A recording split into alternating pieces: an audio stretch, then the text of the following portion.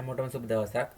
ඔයාලා මේක එකතු වෙලා ඉන්නේ Python MCQ 31 ඉඳන් 35ත් එක්ක ඩිස්කෂන් එකත් එක්ක අනිවාර්යෙන් PDF එක කරලා explain එක බලන්න. හරි එහෙනම් අපි යමු MCQ 31ට. මේකේ හරි පළවෙනි එක කියනවා r සමානයි 2යි y සමානයි 3.5 වශයෙන් විචල්්‍ය වලට පවරා ඇත. ඒ අනුව ඒ කියන්නේ මේක Python operators වලින් ඇත්තේ මේ තියෙන්නේ. ඒ අනුව x සමානයි r ගුණ කිරීම 3 බලය r ඍණ 7 බෙදීම y යන Python ප්‍රකාශයේ x වල අගය print x මගින් ලබා දෙනුයි. ඒ කියන්නේ x වලට ලැබෙන අගය මොකක්ද කියලා අහන්නේ. ඒ කියන්නේ මේ ටික සුළු වෙලා x ලැබෙන අගය. අපි මෙහෙම එකක් හම්බුනම එතකොට r කියන තැනට අපි 2 දාගන්න ඕනි. එතකොට 2 එතකොට r කියන්නේ 2නේ. එතකොට හැම තැනටම 2 දාගන්නවා. ඊට පස්සේ y කියන්නේ 3.5. එතකොට y ටත් 3.5 දාගන්නවා. හරි. එතකොට අපි මෙතන වැඩි ප්‍රමුඛතාවයක් තියෙන. එතකොට බලයට ඔයාලා දන්නවා. එතකොට 3 දෙවෙනි බලය කියන්නේ 3 ගුණ කිරීම 3 කියන්නේ 3 2. එතකොට 9යි. එතකොට මම 9 මෙතනින් ලියා ගන්නම්. 9යි. එතකොට මෙතනින් හැදුණා 9. ඊට පස්සේ අපි බලන්න ඕනේ ඊළඟට ප්‍රමුඛතාවය වැඩියෙන්ම තියෙන්නේ කීයටද කියලා. එතකොට අපි වම් පැත්තේ නම් බලන් ඉන්නේ. එතකොට ප්‍රමුඛතාවය තියෙනකොට එතකොට ගුණ කිරීම සහ බෙදීම කියන දෙකම එකම ප්‍රමුඛතාවයේ තියෙන්නේ. එතකොට අපි වම් පැත්තේ ඉඳන් සුළු කරන් ඉන්නේ. එතකොට අපි කරන්න ඕනි පළවෙනියට හම්බෙන එක තමයි සුළු කරන්න ඕනි එකම මට්ටමේ තියෙනකොට. එතකොට වෙන්නේ ඊට පස්සේ මේක තමයි සුළු කරන්න ඕනි. ඒතර දැන් මෙතන 9 හැදිලානේ තියෙන්නේ. එතන තියෙන්නේ 9. ඒ කියන්නේ 2 ගුණ කරන්න ඕනි 9න්. හරි. 2 ගුණ කිරීම 9. එතකොට හැදෙනවා 18. හරි 18 හැදුණානේ. දැන් මෙන්න මෙතෙන්ට එනකන් ටික ඉවරයි. මෙතනින් තමයි මේ 18 හැදිලා තියෙන්නේ. ඊට පස්සේ ප්‍රමුඛතාවයක් තියෙන්නේ 3.5ටනේ. ඒ කියන්නේ බෙදීමටනේ. එතකොට 7 බෙදන්න ඕනි 3.5න්. එතකොට 7 බෙදුවම 3.5න් මොකද ප්‍රමුඛතාවය තියෙන්නේ බෙදීම නිසා තමයි කරන්නේ. 7 බෙදුවම 3.5න් එන්නේ 2.0යි. මොකද අපි කිව්වා ඉස්සෙල්ලා MCQ වලත් අපි කිව්වා අනිවාර්යයෙන්ම බෙදීමක් කරොත් අනිවාර්යයෙන්ම දශම ස්ථාන වලින් තමයි ෆ්ලෝට් එකක් විදිහට තමයි අවුට්පුට් එක එන්නේ. හරි. එතකොට ඊට පස්සේ අපිට තියෙන අඩු කිරීම කරන්න. එතකොට 18 රින 2.0 16.0. එතකොට ආන්සර් එක එන්නේ 31ට 2. 31ට 2 එන්නේ. හරි. ඊළඟට 32. පාත් සඳහන් කුමන Python ප්‍රකාශන වළංගු වේද? හරි. එතන බලමු A කියලා තියෙනවා W මෙතන x තියෙනවා 12 10. හරි. එතකොට අපි මේ වගේ එකක් සාකච්ඡා කරලා ඉස්සෙල්ලා MCQ එකක. එතන මේ අගේ මේකට ආදේශ වෙනවා, මේ අගේ මේකට ආදේශ වෙනවා. නමුත් මෙතන ඔයාලට පේනවා මේ විදියට මේතර විචල්‍යයන්නේ මේ x කියන්නේ. ඒත් කොහෙදිවත් අපි ඉගෙන ගත්තේ නැහැ මේ විදියට විචල්‍යයක් සඳහන් කරන්න පුළුවන් කියලා. ඒතර මෙතන මේ ස්ට්‍රින්ග් එක විදියට විචල්‍යයක් සඳහන් කරලා තියෙන්නේ. ඒක නිසා මේක වැරදි. මේ විදියට මේ ඉන්වර්ටඩ් කමාන්ඩ් නොතිබුණා නම් මේක හරි. ඊට පස්සේ තියෙනවා y set y, z කියලා වේරියබල් දෙකක් තියෙනවා විචල්‍යයන් දෙකක්. ඊට පස්සේ z, y කියන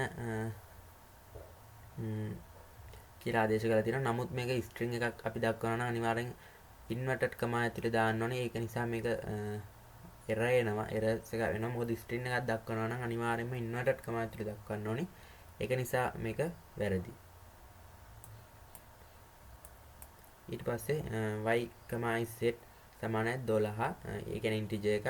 grade කියන්නේ ස්ට්‍රින්ග් එකක්. එතකොට 12 y ට ආදේශ වෙනවා. grade කියන එක z ආදේශ වෙනවා. ඒක නිසා ඒකේ වරදක් නැහැ. එතකොට C හරි. 32කට ඒ කියන්නේ උත්තරය 3. හරි ඊට පස්සේ 33. ඉහත ABCD දත්ත අයිතම වල Python දත්ත ප්‍රරූප data types පිළිවෙලින්. එතකොට මෙතන තියෙන්නේ අපි ඉස්සෙල්ලා MCQ එකක් මේ වගේ එකක් හම්බුණා මේ කොටස ලකුණු ඇතුළේ මේ විදිහට තියනවා නම් අපි කියන්නේ list. මම එල්ල කර දාගන්න list. ඊට පස්සේ මේ විදිහට කමාවලින් වෙන් කළා. එතකොට වරහන් වලින් මේ විදිහට වරහන් දාලා කමා වලින් වෙන් කරලා තියෙනවා නම් අපි දන්නවා මේකට කියන්නේ ටපල් එකක්. ඊට පස්සේ මේ විදිහට සංකල වරහන් යොදලා මේ විදිහට කමා වලින් වෙන් කරලා තියෙනවා නම් අපි කියන්නේ සෙට් එකක්. ඊට පස්සේ මෙහෙම සංකල වරහන් ඇතුලේ මේ වගේ මේ එක කියන එකට RAM එක ආදේශ වෙලා ඒ විදිහට තියෙනවා නම් අපි කියන්නේ dictionary එකක්. එතකොට list tuple set dictionary. list tuple set dictionary 33ට උත්තරය 3. හරි. ඊට 34. පාද සඳහන් Python දත්ත සලකන්න. මෙහෙම තියෙනවා ඉහත ABCD යන දත්ත ආයිතම වල Python දත්ත ප්‍රරූපය. ඉස්සෙල්ලා වගේම ප්‍රශ්නයක්. එතකොට මේකේ ඔයාලට පේනවා මේ තියෙන්නේ list එකක්. එතකොට මේ තියෙන්නේ tuple එකක්. මේ තියෙන්නේ set එකක්. එතකොට මේ තියෙන්නේ 12.0 කියන්නේ float එකක්නේ. එතකොට මේක float. එතකොට list tuple set float. list tuple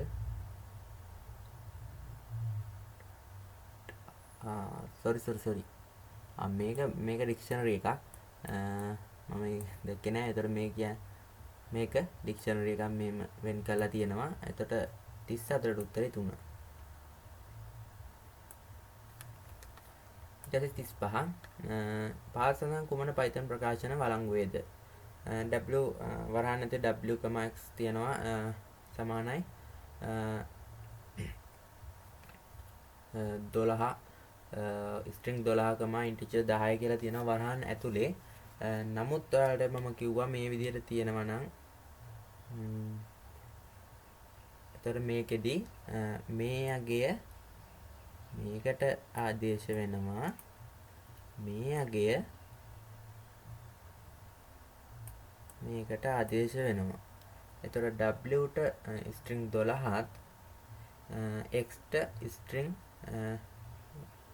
integer 10ත් ආදේශ වෙනවා. මම ඒක ඔයාලට Python shell එකේ ගහලා පෙන්නන්නම්. හරි එතකොට මම මේ shell එකේ ගහගත්තා. අපි බලමු. එතකොට w කියලා type කරලා enter එබුවම අපිට output එක විදිහට string 12 එනවා. ඊට පස්සේ x කියලා type කරාම integer 10 එනවා. එතකොට මේ ප්‍රකාශනය නිවැරදියි. එතකොට මේක හරි වළංගුයි. ඊට පස්සේ y, z සමානයි string z, string y. එතන මෙතන කමෙන්ට් දාලා තියෙනවා not span data කියලා. එතකොට මේකත් හරි. මේ z y ට ආදේශ වෙනවා. මේ string z y ට ආදේශ වෙනවා. string y z ට ආදේශ වෙනවා. එතකොට මේකත් හරි. මම මේ ටික පොඩ්ඩක් ස්පීඩ් යන්නේ. මොකද මම ඉස්සෙල්ලා MCQ සාකච්ඡා කළා. ආයෙකම දෙය කියනකොට ඔයාලටත් එපා වෙනවා. ඒක නිසා තමයි මේ විදිහට කරන්නේ. එතකොට මෙතන තියෙනවා y list එක ඇතුලේ y සමානයි z සමානයි 12 grade කියලා දෙනවා. අපි ඉගෙන ගත්තා මෙහෙම කිසිම වෙලාවක සමාන ලකුණු දාලා මේ විදිහට භාවිතා කරන්න බෑ. එතකොට මේක වැරදි වෙනවා. ඊට පස්සේ එතකොට මෙතන ABC කියලා විචල්‍යයක් අරගෙන තිනවා. ඒකට 2 කමා කියලා තියෙනවා. අපි ඉගෙන ගත්ත මෙහෙම කමා එකක් ඇතුළත තියෙනවා නම් අනිවාර්යෙන් මෙතනට නිර්මාණය වෙන්නේ tuple එකක්. එතකොට ABC කියන එකට මේ tuple එක ආදේශ වෙනවා. එතකොට ඒක නිසා මේක හරි. ඒ කියන්නේ උත්තරේ 3. මම මේක type කරලා ඔයාලට පෙන්නන්නම්. හරි. එතකොට මම type කරගත්තා. එතකොට මම ABC කියලා ලියලා එන්ටර් බන්නම්. එතකොට මේ ටපල් එකක් විදිහට නිර්මාණය කරලා අවුට්පුට් එක එනවා. එතකොට මේ ප්‍රකාශනය හරි කියලා ඔයාලට පේනවා. එතකොට 35ට උත්තරේ 3. අපි ඊළඟ MCQ 5 එහෙනම් හම්බ වෙමු.